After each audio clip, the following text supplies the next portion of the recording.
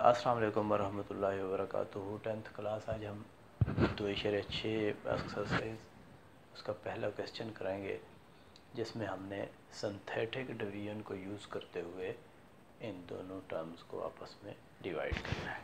अच्छा भी, जो तकसीम होने वाली रकम है, सबसे पहले इसे आप x माइनस ए से कंपेयर करेंगे। यहाँ माइनस है तो इसमें माइनस ले आने के लिए मुझे -3 करना पड़ेगा। तो यहाँ से मुझे पता चला कि a की जो वैल्यू है वो -3 के इक्वल है। अब हमने लिखना कैसे है,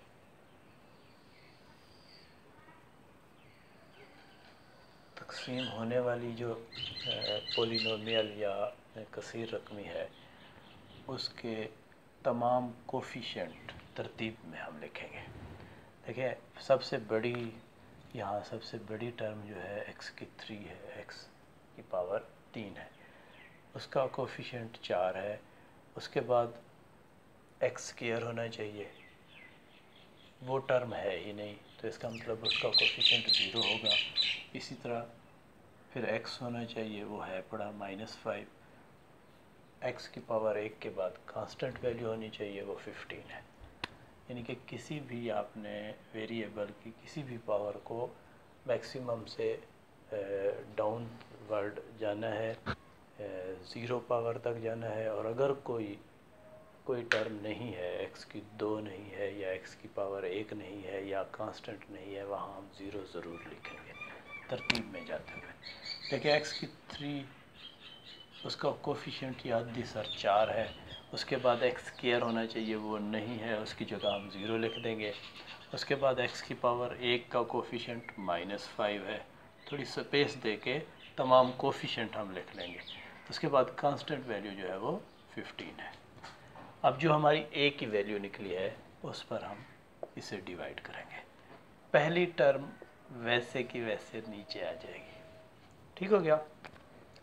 अब -3 को 4 से मल्टीप्लाई करें, जो आंसर आए उसे दूसरे कोफिशिएंट की वैल्यू के नीचे लिखें। माइनस प्लस माइनस 3 4 12, यानी कि 3 चौक 12 हो गया। अब हम इन दोनों को ऐड करेंगे। माइनस का 12 है, जमा का 0 है, तो माइनस का 12 आ जाएगा। अब फिर इन दोनों को आपस में मल्टीप्लाई करें, जो आंसर है उसे अगली रकम के नीचे लिखें। माइनस माइनस प्लस 12 3 36, ठीक है। 36 को, ये जमा का है, ये माइनस का है, इनको जब हम आपस में इकट्ठा करेंगे या ऐड करेंगे तो यहाँ से हमारा 31 आएगा, ठीक है, प्लस का। अब फिर इन दोनों को आपस में मल्टीप्लाई करें, माइनस प्लस माइनस, और 3 1 3 3 3 9। अब माइनस का 93 है और प्लस का 15 है। माइनस कर लें, 13 में से 5 जाए 8 आएगा, और 8 में से 1 जाए 7 आता है। लेकिन ये क्योंकि 93 जो है वो माइनस का था, ये माइनस का 78 जो है हमारा हासिल होगा। आखिरी जो टर्म हमारी होती है वो रिमाइंडर होती है। यहाँ हमने रिमाइंडर भी मालूम करना है और कोशेंट भी मालूम करना है। कोशेंट कैसे निकलेगा? देखिए, इसका अपना अद्दी सर जो पोलिनोमियल था, उसका अपना अद्दी सर, उसका अपनी पहली जो बड़ी से बड़ी टर्म थी वो x पावर 3 थी, तो उससे 1 माइनस कर लेंगे। यानी कि ये जो अद्दी सर है ये x पावर 2 का होगा। तो 4x स्क्वायर, आगे उसी तरतीब से चले जाएंगे, -12x प्लस 31 ये होना चाहिए, ठीक है। ये हमारा कोशेंट है, इसे Q से ज़ाहिर कर सकते हैं, ठीक है। अब अगर इसकी मज़ीद आगे फैक्टराइजेशन होती है तो फैक्टराइजेशन कर लें। मैं चेक करता हूँ फैक्टराइजेशन हो सकती है या नहीं हो सकती, क्योंकि इसके ऊपर a प्लस बी या a minus B whole square apply नहीं हो सकता, क्योंकि पहले आखिरी टर्म जो है वो 31 है, 31 कंप्लीट स्क्वायर नहीं है। 4 को 31 से ज़रब दे के देखें, 4 एकम 4 और 4 दिया 12 होता है। 124 के जोड़े बनाए, 6 दूने 12 और 2 दूने 4 हो जाएगा, 2 तिया 6 और 2 एकम 2। अब 31 बच गया, इधर से 4 आ गया। 31 में से 4 हम माइनस करें तो भी 12 नहीं आता, या इन दोनों को 4 को और 31 को ऐड करें, जमा करें तो भी 12 नहीं आता। ठीक है, तो इसका मतलब इसकी फैक्टराइजेशन मज़ीद आगे नहीं हो सकती। ये हमारा क्वोशंट है, ये हमारा -78 जो है वो रिमाइंडर है। इसे R से ज़ाहिर कर लिया था, -78। ये हम जो दो चीज़ें हासिल करना चाहते थे, एक क्वोशंट हासिल करना था, दूसरा रिमाइंडर हासिल करना था, ये दोनों हमने हासिल कर लिए। इसी तरह स्मार्ट सिलेबस में हमारे पास जो दूसरा क्वेश्चन है वो क्वेश्चन नंबर 2 है। तमाम इसके पार्ट हमने करने हैं। इस क्वेश्चन में हमने फाइंड आउट करना है h की वैल्यू को।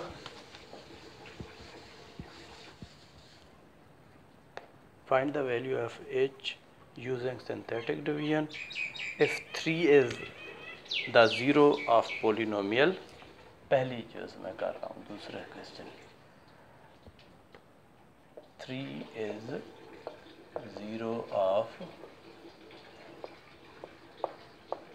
polynomial 2x cube minus 3h x square plus 9, यानी कि 3 इसको कंप्लीटली या एग्जैक्टली इसको डिवाइड करता है।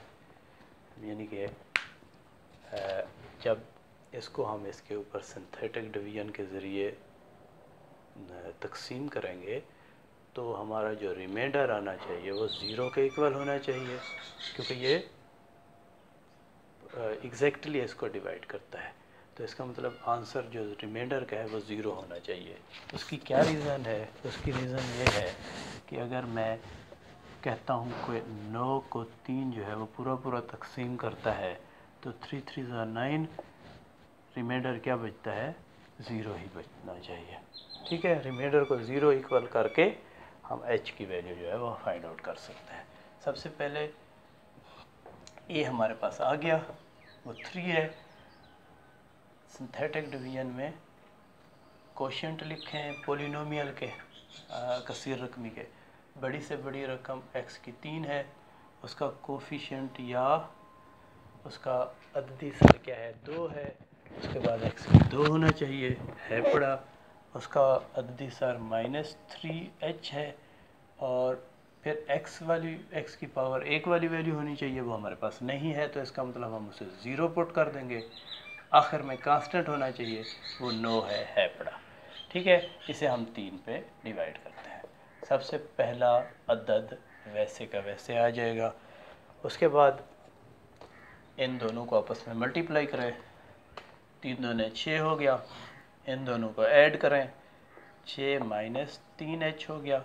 अब इस टर्म से, इस सारी से इस 3 को फिर ज़रब दें, 6 तिया 18 हो गया, माइनस 3 तिया 9h हो गया। जब ये 0 में ऐड होगा तो ये यही चीज़ जो है हासिल हो जाएगी, 18 माइनस 9h। इसको थोड़ा आगे कर लेते हैं, स्पेस दे देते हैं। अच्छा भी, अब इसने और 18 माइनस 9h ने मल्टीप्लाई होना है और उसे 9 के नीचे लिखेंगे। ठीक है, 8 तिया 24 हो गया, 2 आया हासिल, 3 कम 3 और 2 5, माइनस 9 तिया 27h। ठीक है, अब इन दोनों ने आपस में ऐड होना है। यहाँ 54 और 9 जो है वो कांस्टेंट वैल्यूज़ हैं, ये आपस में ऐड हो सकते हैं, दोनों जमा के हैं। 9 जब 54 में ऐड होगा तो 63 हासिल होगा, माइनस 27h। अब ये आखिरी टर्म जो है हमने पहले पढ़ा हुआ है, ये रिमाइंडर होती है, ये रिमाइंडर होना चाहिए। लेकिन हमने देखा हुआ है कि उसने कहा है 3 is 0 of polynomial this, it means remainder क्या होना चाहिए हमारा, 0 के इक्वल होना चाहिए। तो हम यहाँ पुट कर सकते हैं कि 63 माइनस 27 h जो है वो 0 के इक्वल होना चाहिए। ये हमारा रिमाइंडर निकला है ना सारा। अब हम क्या करते हैं, 36 को दूसरी साइड पर ले जाते हैं, 63 को यहाँ जमा का है, इधर जाकर माइनस हो जाएगा। माइनस से हम माइनस को कैंसल आउट कर सकते हैं, h के साथ 27 मल्टीप्लाई हो रहा है, दूसरी साइड पर जाकर डिवाइड हो जाएगा। देखिए 6 और 3 को जमा करें तो 9 होता है, 7 और 2 को जमा करें तो 9 होता है। इसका मतलब दोनों के ऊपर 3 का पहाड़ा जाना चाहिए। 9 3 27 और 3 दूने 6, 3 कम 3, फिर इन दोनों पे 3 का टेबल या 3 का पहाड़ा जाना चाहिए। 7 या 21, 7/3 जो है वो h की वैल्यू निकल आई है। ठीक हो गया, यही हमारा क्वेश्चन था। अच्छा भी इसी तरह आगे जो हमने क्वेश्चन करना है स्मार्ट सिलेबस के मुताबिक 2.6 का, वो क्वेश्चन नंबर 5 है, उसको भी हम कर लेते हैं। 2.5 में है इनके ऊपर ये तकसीम हो रही है, ये पोलिनोमियल वो दो हैं, 1 and 3। 1 पाँचवें क्वेश्चन के पहले जो 1 and 3, यानी कि एक दफ़ा a 1 होगा, फिर a क्या होगा, 3 होगा। और पोलिनोमियल क्या है, वो है भाई x power 4 minus 10x square plus 9 is equal to 0। तो हम रूट्स निकालना चाहते हैं। इफ़ वो कहता है 1 and 3 are roots of this polynomial या this equation, then find the roots, यानी कि हमने आंसर मालूम करना है, x की वैल्यूज़ फाइंड आउट करनी है। ठीक है, जिस तरतीब में उसने a की वैल्यूज़ दी हुई हैं उसी तरतीब से हम इसे सिंथेटिक डिवीजन के ज़रिए हल करेंगे। सबसे पहले अददी सरों को लिखें, x की पावर 4 है, उसका अददी सर 1 है। उसके बाद x की पावर 3 होना चाहिए, यहाँ नहीं है तो इसका मतलब वहाँ हम 0 पुट कर देंगे। फिर x की पावर 2, उसका अददी सर -10 है। फिर x की पावर 1 होनी चाहिए टर्म, लेकिन वो भी नहीं है तो इसका मतलब उसकी जगह पे भी 0 पुट कर देंगे। लास्ट में हमारे पास कांस्टेंट वैल्यू होनी चाहिए, वो है पड़ी, जो कि 9 है। यही तरतीब हमने रखनी है। a की जो पहले उसने वैल्यू दी हुई है उसके ऊपर सबसे पहले आप डिवाइड करते हैं। सबसे पहली टर्म वैसे कि वैसे नीचे आ जाएगी इसको इससे मल्टीप्लाई करें, a की कम 1 होता है, इन दोनों को ऐड करें तो फिर 1 आएगा, a की कम 1, फिर इन दोनों को ऐड करें तो -9 आएगा, क्योंकि माइनस का 10 है, जमा का 1 है, तो दोनों जमा हो गए तो माइनस का 9 बचेगा। प्लस माइनस माइनस, 1 9 ज़ा 9, फिर इन दोनों को ऐड करें तो 0 में -9 ऐड हो तो -9 आता है, फिर यही -9 आ जाएगा। ये बात हमें कंफर्म हो गई है कि पहली टर्म में रिमाइंडर 0 आ गया है। अच्छा भाई, अब जो हमारे पास ये सारा क्वोशंट है, इस क्वोशंट को दूसरी जो a की वैल्यू उसने बताई हुई थी उसके ऊपर फिर दोबारा यहीं पे डिवाइड कर लें। ठीक है भाई, पहली टर्म वैसे कि वैसे नीचे आ जाएगी, 3 कम 3, 3 और 1 जमा करें 4 होगा, 4 3 12 होगा, 12 जमा का है, 9 माइनस का है, 10 11 12 3 आना चाहिए जमा का। ठीक है, 3 3 9, ये प्लस का 9, ये माइनस का 9, ये भी एक दूसरे से कैंसिल होके 0 आ जाएगा। ये भी इसका रिमाइंडर है, ये इसका रिमाइंडर है। अब देखें, एक दफ़ा हमने जब डिवाइड किया था, टोटल जो पोलिनोमियल था हमारा असल, उसका मैक्सिमम पावर 4 थी, ये 3 होना चाहिए। फिर इसे एक दफ़ा डिवाइड किया है तो ये 3 से एक और लेस हो जाएगी पावर, तो ये जो अददी सर है ये x की पावर 2 का है।